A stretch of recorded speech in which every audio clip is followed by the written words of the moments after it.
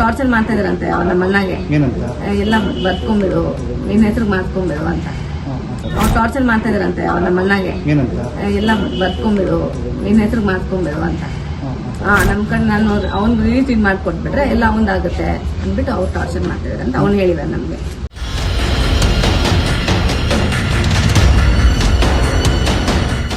ಬೆಂಗಳೂರು ಜಾಗತಿಕ ಮಟ್ಟದಲ್ಲಿ ಗುರುತಿಸಲ್ಪಟ್ಟ ನಂತರ ಬೆಂಗಳೂರು ಸುತ್ತಮುತ್ತಲು ಇಂಚಿಂಚು ಭೂಮಿಗೂ ಕೂಡ ಚಿನ್ನದ ಬೆಲೆ ಬಂತು.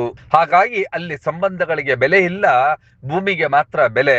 ಒಂದು ಮನೆಯಲ್ಲಿ ಒಬ್ಬ ಸಹೋದರ ಮತ್ತು ಸಹೋದರಿ ಇದ್ದಾರೆ ಅಂತಂದ್ರೆ ಸಹೋದರಿ ನನ್ನ ಎರಡನೇ ತಾಯಿ ಅಂತೇಳಿ ಭಾವಿಸ್ತೇವೆ. ಅಂದ್ರೆ ನನ್ನ ತಂಗಿ ನನ್ನ ಎರಡನೇ ತಾಯಿ ಎನ್ನುವಂತ ರೀತಿ ನಾವು ನೋಡ್ಕೊಳ್ತೇವೆ ಮತ್ತು ಭಾವಿಸ್ತೇವೆ. ಆದ್ರೆ ಇಲ್ಲೊಬ್ಬ ಕಿರಾತಕ ಅಣ್ಣ ಹೆಂಡತಿ ಮಾತನ್ನ ಕೇಳ್ಕೊಂಡು ತಂಗಿ ಕುಟುಂಬಕ್ಕೆ ಕಂಟಕನಾಗಿದ್ದಾನೆ. ಆಸ್ತಿಗಾಗಿಯೇ ತಂಗಿ ಮನೆ ಮೇಲೆ ರಾತ್ರಿ ಅತ್ಯಂತ ಭೀಕರವಾಗಿ ದಾಳಿ ನಡೆಸಿದ್ದಾನೆ.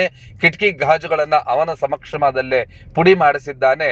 ಇದೆಲ್ಲದಕ್ಕೂ ನನ್ನ ಅತ್ತಿಗೆ ಪವಿತ್ರ ರೆಡ್ಡಿನೇ ಕಾರಣ ಅಂತೇಳಿ ನಾದಿನಿ ಆಗಿರುವಂತಹ ದಿವ್ಯಾರವರು ಗಂಭೀರವಾದಂತಹ ಆರೋಪ ಮಾಡಿರುವಂತಹ ಘಟನೆ ಬೆಂಗಳೂರು ಹೊರವಲಯ ಆನೇಕಲ್ ತಾಲೂಕಿನ ಮೈಲಸಂದ್ರ ದಿಣ್ಣೆಯಲ್ಲಿ ಈ ಒಂದು ಘಟನೆ ನಡೆದಿದೆ.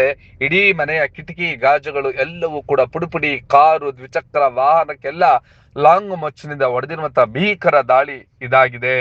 ಈ ಒಂದು ಸಂದರ್ಭದಲ್ಲಿ ದಿವ್ಯಾರವರು ಅಣ್ಣ ಮತ್ತು ಅತ್ತಿಗೆ ಬಗ್ಗೆ ಏನ್ ಹೇಳಿದ್ರು, ವಿಶೇಷವಾಗಿ ಈ ಒಂದು ದಾಳಿಯ ಹಿಂದೆ ನಮ್ಮ ಅಣ್ಣನ ತಲೆ ಕೆಡಿಸ್ತಾ ಇರೋದು, ನಮ್ಮ ಅಣ್ಣನ ಪೀಡಿಸ್ತಾ ಇರುವಂತದ್ದು, ಆಸ್ತಿ ತಗೊಳ್ಳೋದಕ್ಕೆ ರಿಲೀಸ್ ಡೇಟ್ ಮಾಡಿಸ್ಕೊಳಕ್ಕೆ ನನ್ನ ಅತ್ತಿಗೆ ಪವಿತ್ರನೇ ಕಾರಣ ಅಂತೇಳಿ ಕೂಡ ಗಂಭೀರವಾದಂತಹ ಆರೋಪವನ್ನ ದಿವ್ಯಾರವರು ಪವಿತ್ರ ರೆಡ್ಡಿ ವಿರುದ್ಧ ಮಾಡ್ತಾ ಇದ್ದಾರೆ. ಅದೆಲ್ಲವನ್ನು ಕೂಡ ದೃಶ್ಯಗಳಲ್ಲಿ ನೋಡೋಣ ಬನ್ನಿ.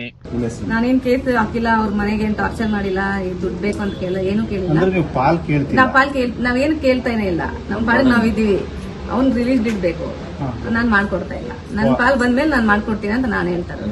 ನೀವು ಮಾಡ್ಕೊಡಲ್ಲ ಅಂದಿದ್ದಕ್ಕೆ ರಾತ್ರಿ ಇಷ್ಟ. ಯಾರಿದ್ದಾರೆ ಇದರಿಂದ? ನಿಮ್ಮ ಅಣ್ಣ, ನಿಮ್ಮ ಅತ್ತಿಗೆ? ನಮ್ಮ ಅಣ್ಣ ವೈಫ್ ಇದಾರೆ. ಅವ್ರೇನೋ ನಿಮ್ಮ ಅಣ್ಣಗೆ ಹೇಳ್ಕೊಡ್ತಾರ? ಅವರೇ ಹೇಳ್ಕೊಡ್ತಾರೆ. ಏನಂತ ಹೇಳ್ಕೊಡ್ತಾರೆ? ಅವ್ರು ಟಾರ್ಚರ್ ಮಾಡ್ತಾ ಇದಾರಂತೆ ನಮ್ಮ ಅಣ್ಣಗೆ. ಏನಂತ?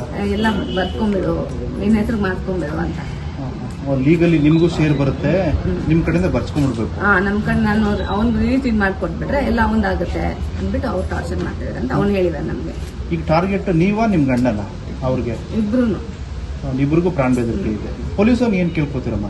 ರಕ್ಷಣೆ ಕೊಡ್ಬೇಕು.